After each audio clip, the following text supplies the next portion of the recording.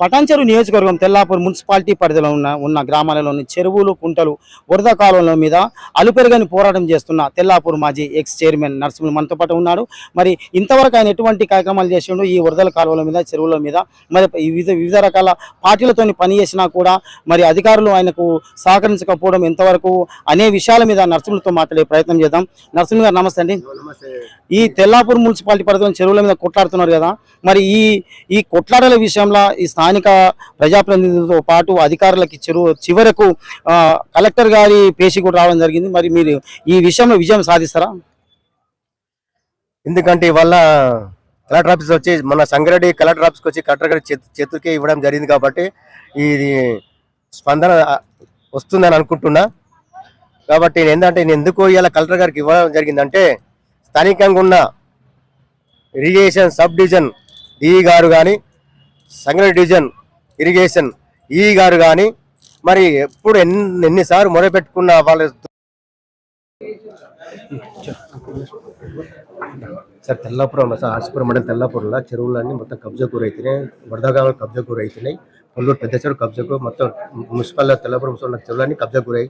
మట్టి జేసీబీతో బిల్డర్ పెద్ద పెద్ద బిల్డర్లు మట్టి పోసి నింపేస్తారు సార్.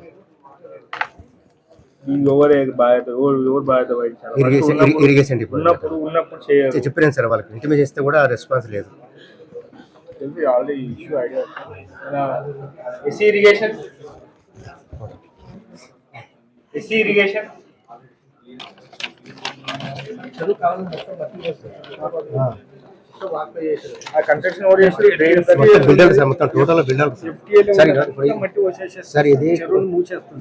కొల్లూరు గ్రామంలో సర్వే నంబర్ 177 అయితే ఇది యాక్చువల్గా 12 ఎకరాల గుంట. అయితే ఈ సర్వే నెంబర్కి వెళ్ళి వరద కాలువ ఉంది, ఈ కాలువ కొల్లూరు పెద్ద చెర్లకు పోతుంది. అయితే ఇది అప్పుడు గవర్నమెంట్ అప్పుడు 80 తీసుకునేది, అప్పుడు ఎకరారు గుంటలు అసలు కాలువ ఉందని చెప్పేసి ఇది గవర్నమెంట్ అందువల్ల ఉంది కాలువ ఎక్కువ 6 గుంటలు. ఇప్పుడు బిల్డర్ ఏం చేసిండు, ఎకరారు గుంటలు మొరం పోసి ఫిలప్ చేసేసి మొత్తం టోటల్ లెవెల్ చేసేసి కంపౌండ్ కట్టేసి వాళ్ళ వాటర్ రాని పరిస్థితి తెల్లపురం మేలే చెరువులకు మూసేసాడు సార్. మూసేసాడు. ఇది ఇది కొల్లూరు సర్వే నంబర్ కొల్లూరు తెల్లపురం మేలే చెరువులకు వస్తాయి సార్ నీళ్ళు. అది దాంట్లో కలుపుకుని కాలం మొత్తం మూసేసాడు సార్. ఈ బిల్డర్ సార్ బిల్డర్ అంటే పేరు తెలియదు సార్. ఇలా తెలుసు, అధికారులకు తెలుసు సార్.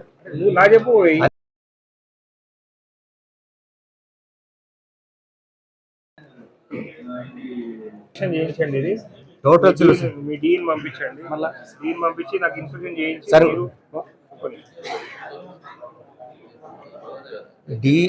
డిఈ అయితే రెస్పాన్స్ ఇయ్యారు సార్. డిఈ అయితే ఉన్నాడు, పొటెన్షియల్ సబ్జెక్ట్ డిఈ ఉన్నాడు, ఫోన్ లేపాడు, సైడ్ మీకు రాడు. ఏమన్నా ఒక మేడం సంతోష్ మేడం కొత్త వస్తుంది,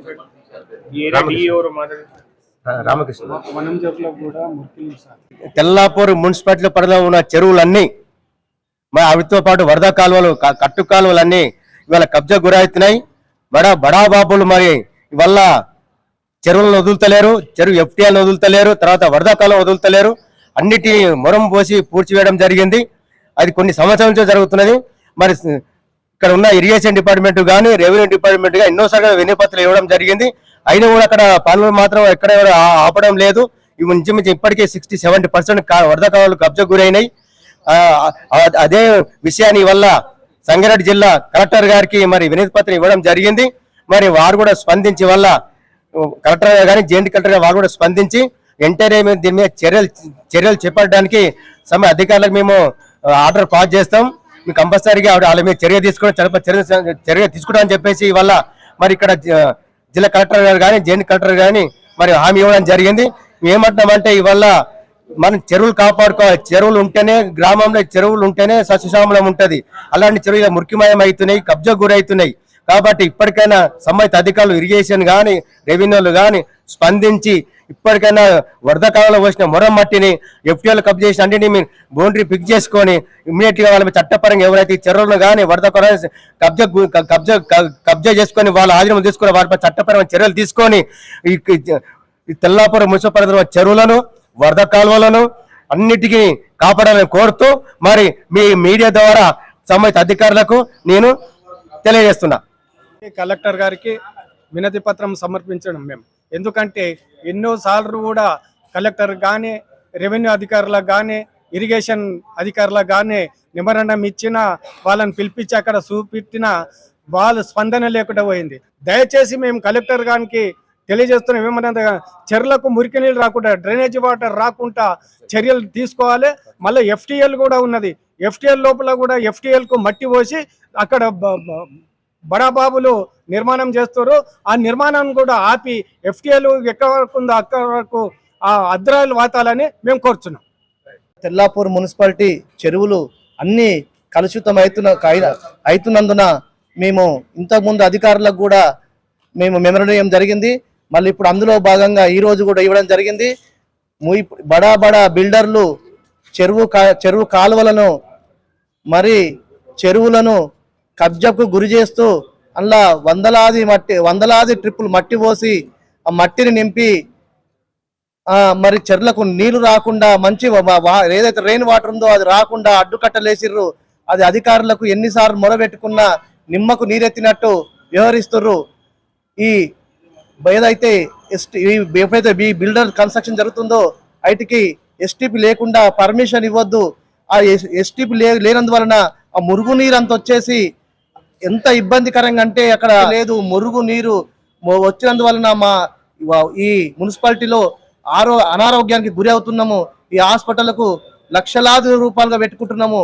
దీని వలన ఇది మొత్తం ఇది కలుషితం అవుతుందని అధికారులకు మొరబెట్టుకున్నా వాళ్ళు వినట్లేదు. కాబట్టి ఇట్టి ఏదైతే మురికి నీరు వస్తుందో దాన్ని ఎంబడి అరికట్టాలని కలెక్టర్ గారికి విన్నపించుకున్నాం.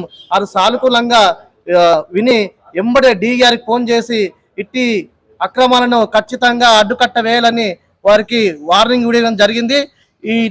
మరి ఈ ఎంబడే ఏదో మురుగునీరు వస్తుందో ఇమీడియట్లీ ఆపుతారని చెప్పి మేము ఆశిస్తున్నాం. కలెక్టర్ కూడా చాలా సానుకూలంగా వారు స్పందించారు.